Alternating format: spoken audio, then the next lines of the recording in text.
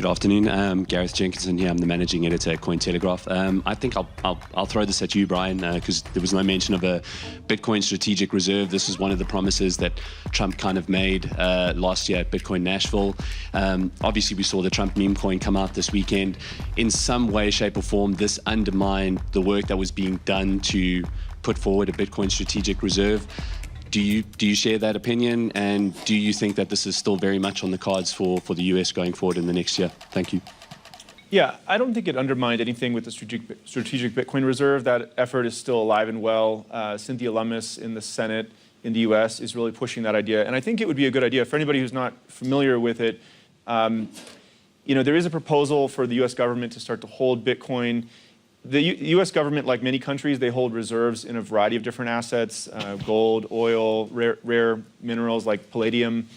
And I think they have like maybe 27 different reserves. And so, many governments hold gold. I think they should start to hold Bitcoin, because Bitcoin is essentially the new gold standard. It's, I think, a very core way that you should hold assets and hold value over time.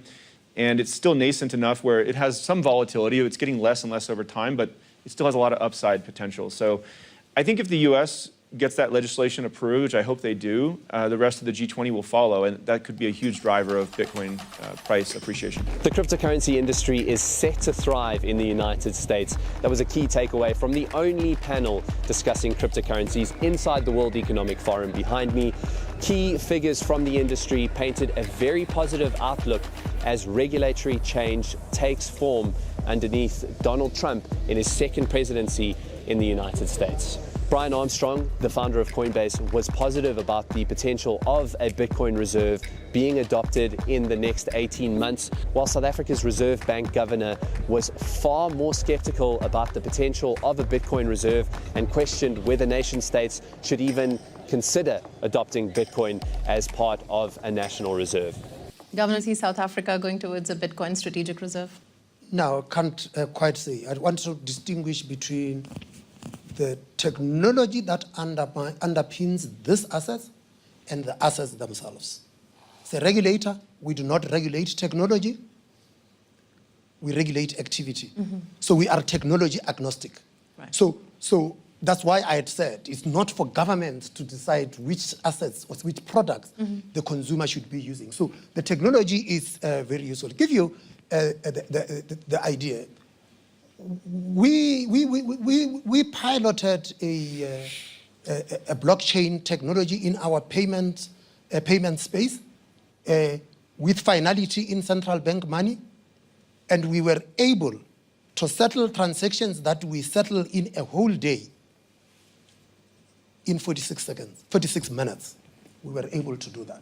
So the technologies could be useful, and we would look at that, and I don't think that is a problem.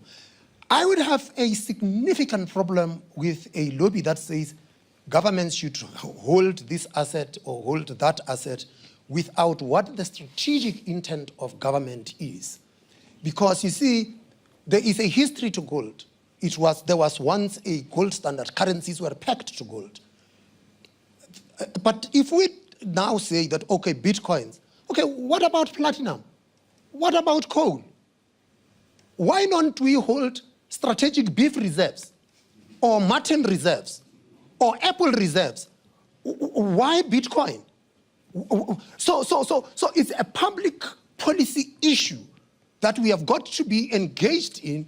And I would caution against the move then that would say there is an industry with a particular interest in a particular product, and we would like to impose it on society and say society must hold this as a reserve. I would have a fundamental problem with it. So why Bitcoin reserve and not beef reserves and mutton reserves? Anyone wants to comment on that? Well, I think that if you like Neil Ferguson is here, he has a great book on the ascent of money, and he's a historian, and so many things have been used as money over the years.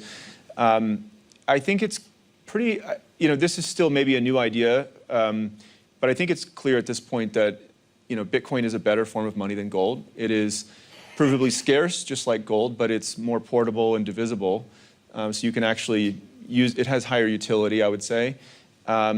And it was the best performing asset of the last 10 years. And so for store of value, I think it's going to be important for governments to hold this over time. It might start with being 1% of their reserves, but I think over time it'll come to be equal to or greater than gold reserves. In terms of the state of the industry, I'd say that it's the dawn of a new day. Yeah. You have to remember that the last 4 years in the US, it was a very hostile environment. I think the lack of clarity got weaponized, and some people in the government tried to actually, I think, curtail or kill the industry unlawfully.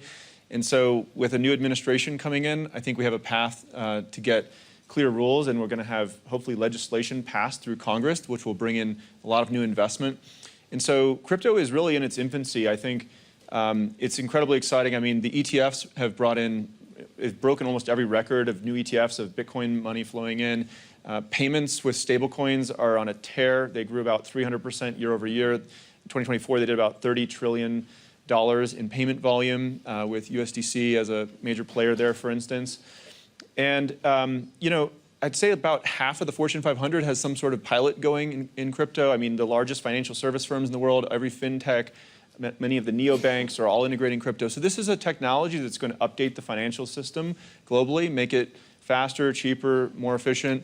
And it's the long-term impact of this is that it's actually going to increase economic freedom in the world. If you want, we can come back to that topic. But to me, that's one of those important freedoms right up there with speech, which is foundational to all prosperity in society. And if we can actually inject good financial infrastructure to every country of the world for anybody who has a smartphone, plug them into the global economy, I think it's going to lift billions of people out of poverty, and it's going to be very transformational over the next couple decades. I think the Trump effect cannot be denied here.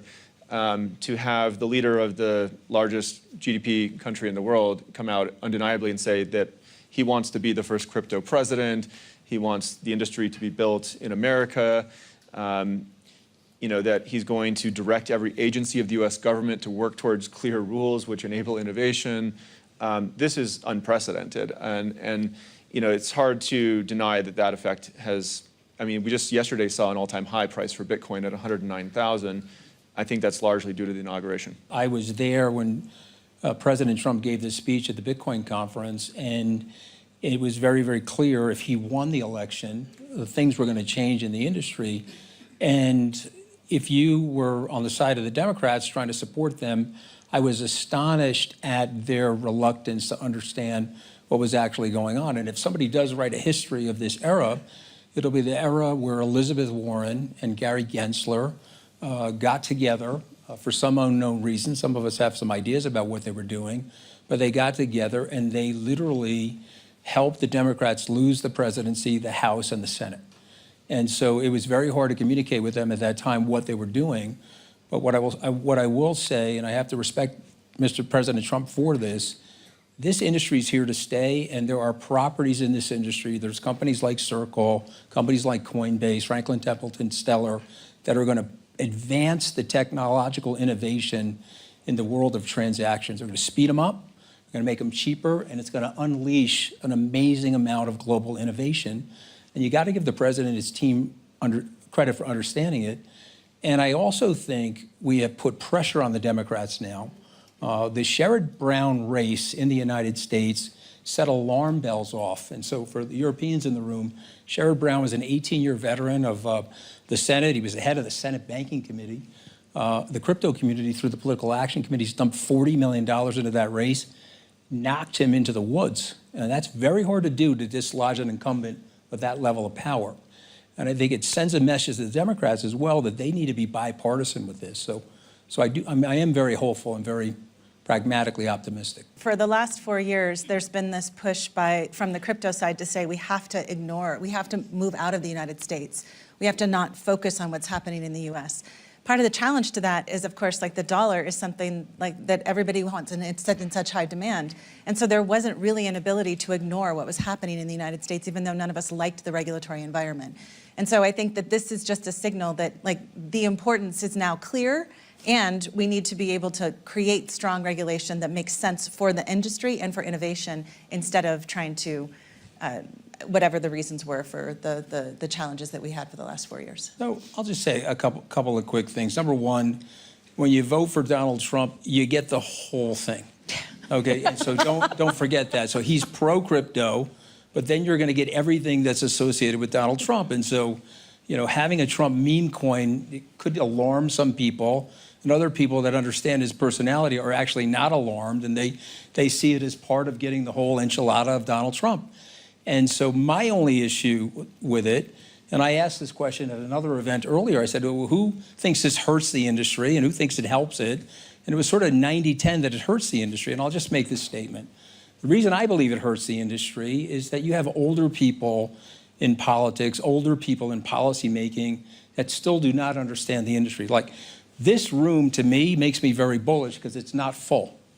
If this room was full, I'd start to get concerned because there's still people here in Davos that are not focused on what we're doing in this industry.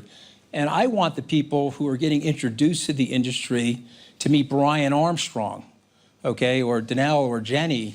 I don't want them to meet the ideas behind the Trump meme coin and the potential negative things that are associated with the Trump meme coin. I just think it's going to slow down some people in the regulatory process.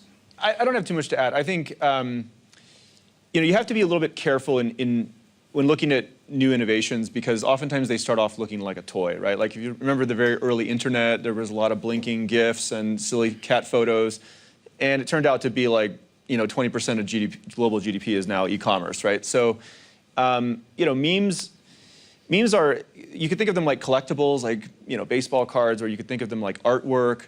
I think people should be able to create artwork and put it out there. And Trump happens to be the most famous person in the world right now, so that's probably why it rocketed up so quickly. So I don't know exactly how this will play out. I mean, memes are actually like kind of the currency on the internet of how a lot of ideas can concisely be communicated in a meme, and humor is a way for people to push against ideas that are no longer popular and sort of to make fun of them a little bit. So I actually think there could be a version of meme coins in the future where people are memes are going viral on the internet, but people aren't making money on it. And it's an interesting idea. Anyway, from a Coinbase point of view, we don't try to recommend any assets to anybody. We just have our listing standards. And to your point, anybody who meets the minimum listing standards, we let the market decide at that point.